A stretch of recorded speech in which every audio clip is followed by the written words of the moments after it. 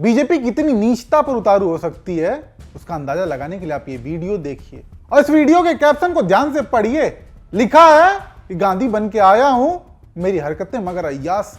यानी इस वीडियो के माध्यम से खुद को संस्कारी पार्टी बताने वाली बीजेपी देश के विपक्ष के नेता को अय्यास बताने की कोशिश में लगी हुई है। लेकिन अंत में हुआ कुछ ऐसा कि बीजेपी को लेने के देने पड़ गए। चंद ही मिनटों में कांग्रेस ने उसी के नेता माननीय नरेंद्र मोदी के काले कारनामों और अय्यासी से जुड़े सारे कांड की ऐसी ऐसी तस्वीरें और सबूत सामने लाकर रख दिए कि अब खुद मोदी मुंह दिखाना लायक नहीं बचे। इतना ही नहीं बल्कि देखते ही देखते बीजेपी के नेताओं के ऐसे वीडियो सामने आ गए जिसमें वो खुद मोदी की अय्यासी के सबूत दे रहे हैं। दरअसल हुआ कुछ ऐसा कि बीजेपी ने हाल ही में रिलीज हुई प्रोपेगेंडा मूवी धुरंधर के गाने के तर्ज पर राहुल गांधी का एक एडिटेड वीडियो बनाया जिसमें राहुल गांधी को अय्यास बताने की कोशिश की और इस वीडियो को शेयर करते हुए कैप्शन क्या लिखा कि गांधी बन के आया हूं, मेरी हरकतें मगर अय्यास हैं। बीजेपी ने ट्वीट तो कर दिया लेकिन इसका खामियाजा उसे इतना भारी चुकाना पड़ेगा इसका अंदाजा उसे बिल्कुल नहीं रहा होगा। बीजेपी के ऐसे ट्वीट के बाद कांग्रेस ने एक एक करके मोदी से लेकर तमाम बीजेपी नेताओं के ऐसे ऐसे कांड सामने लाकर रख दिए कि फिर पूछिए मत। सबसे पहले तो कांग्रेस का करारा जवाब सामने आया जिसमें वो लिखती है कि वोट चोरी के खुलासे से बीजेपी इतना बौखला गई कि इस तरह के घटियापन पर उतर गई है। यही नहीं, कुछ ऐसे सवाल भी पूछ दिए जिसने बीजेपी की चिंता और बढ़ा दी।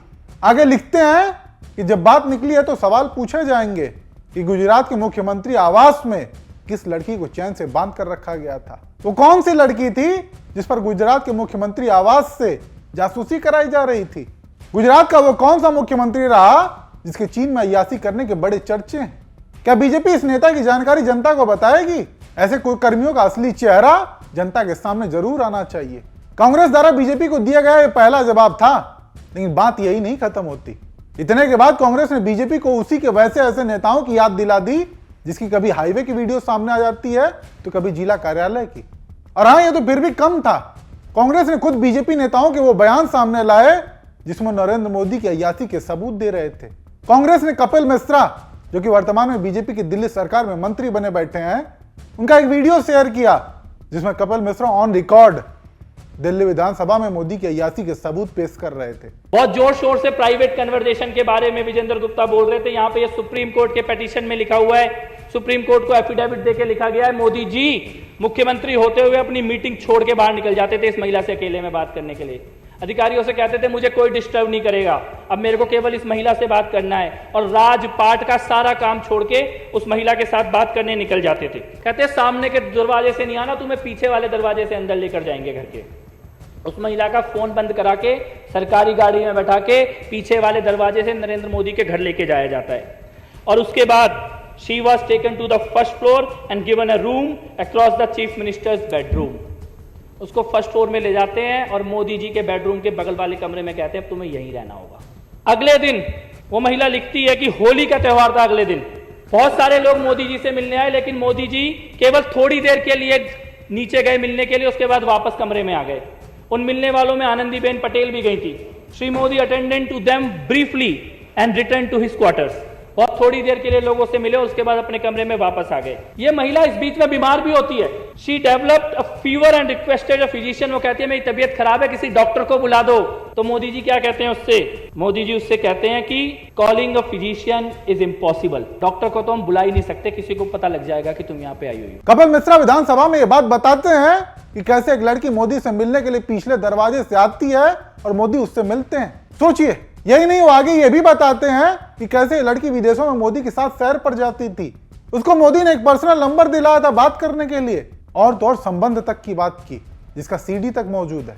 और खास तौर पे इस महिला से बात करने के लिए अलग मोबाइल नंबर मोदी जी ने रखा हुआ था, वो मोबाइल नंबर भी इस एफिडेविट के अंदर दिया गया है। इसके बाद इससे भी ज्यादा खतरनाक बात होती है। इस पेटिशनर प्रदीप शर्मा जिन्होंने सुप्रीम कोर्ट में एफिडेविट दिया, इनके पास एक लेटर आता है कि एक सीडी है इस महिला की किसी व्यक्ति के साथ सेक्स करते हुए, और वो सीडी जो है वो सरकार के पास है, इसीलिए प्रदीप शर्मा इस महिला से मिलना बंद कर दें। और इस लेटर के आने के बाद प्रदीप शर्मा के साथ कई तरह के टॉर्चर होने लगते हैं और प्रदीप शर्मा ये कहते हैं लास्ट में, it now appears to the petitioner that Shri Modi started believing that the videos involving Miss perhaps included Shri Modi himself. यानी कि मोदी जी को ये लगा कि मोदी और उस महिला के बारे में जो वीडियो सीडी है वो खुद इस पेटिशनर के पास आ गई और इसीलिए इस पेटिशनर के साथ कई तरह के केस और कई तरह के मामले दर्ज करके इनका पूरा कैरियर बर्बाद करने की कोशिश की जाती है। सुना आपने, कपिल मिश्रा बता रहे हैं कि कैसे एक मुख्यमंत्री अपने आधी उम्र की लड़की के पीछे पड़ जाता है, और तो और इसमें अमित शाह का भी हाथ था। इसकी भी जानकारी विधानसभा में रखी।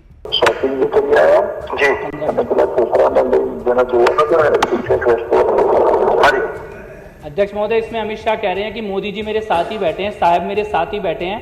साहब कह रहे हैं कि अंदर दो हैं, एक लड़की और एक लड़का है, उनके सारे नजर रखो। वो पुलिस अधिकारी कह रहे हैं कि मैंने पूरी टीम लगाई है, जैसे ही वो होटल से बाहर निकलेंगे हम उनका पीछा करेंगे। एक एक रिकॉर्ड हमारे पास है, उनके फोन रिकॉर्ड हो रहे हैं। और ये अमित शाह बोल रहे हैं, उस वक्त वहां गृह मंत्री थे। यानी गृह मंत्री एक लड़की का पीछा कर रहा है, पूरी की पूरी पुलिस की फोर्स लगी हुई है।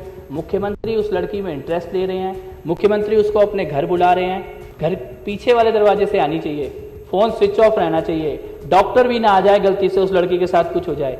साउथ अफ्रीका में जाके भी चैन नहीं पड़ रहा वहां से और आज नहीं मालूम ये लड़की कहाँ है, आज नहीं मालूम इसका परिवार कहाँ है। और मैं ये कहता हूँ ये तो शायद एक मामला है जो सामने आ गया। अगर कोई व्यक्ति मुख्यमंत्री की कुर्सी पे बैठने के बाद अपने गृह मंत्री, पुलिस अधिकारी, इंटेलिजेंस के अधिकारी और एटीएस के अधिकारियों को एक लड़की के पीछे लगा सकता है तो वो कुछ भी कर सकता है, फिर उसका कोई चरित्र नहीं है। कपिल मिश्रा ने सारी बात विधानसभा में ऑन रिकॉर्ड बोली और इसी के जरिए कांग्रेस ने बीजेपी को ऐसा करारा जवाब दिया है कि जिसके बाद वो मुंह दिखाने लायक नहीं बची।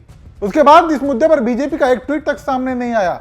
बीजेपी का एजेंडा तो था राहुल गांधी को बदनाम करने का, लेकिन फिर ऐसी लेनी की देनी पड़ी कि उसका एजेंडा उसी पर हावी पड़ गया।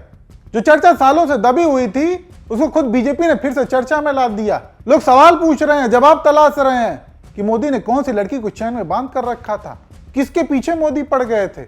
ऐसे तमाम सवाल सोशल मीडिया पर छाए हुए हैं। हालांकि इसका जवाब हम अपने पिछले वीडियो में विस्तार से दे चुके हैं, जिसको आप देख भी सकते हैं। बाकी हम आपकी भी राय जानना चाहेंगे कि आप बीजेपी के ऐसे कारनामों को लेकर क्या सोचते हैं। क्या राजनीति का स्तर इस हद तक गिरा देना चाहिए कि विरोधी की छवि को धूमिल करने के लिए ऐसे हथकंडों का सहारा लिया जाए? आपकी जो भी राय हो कमेंट करके जरूर बताएं।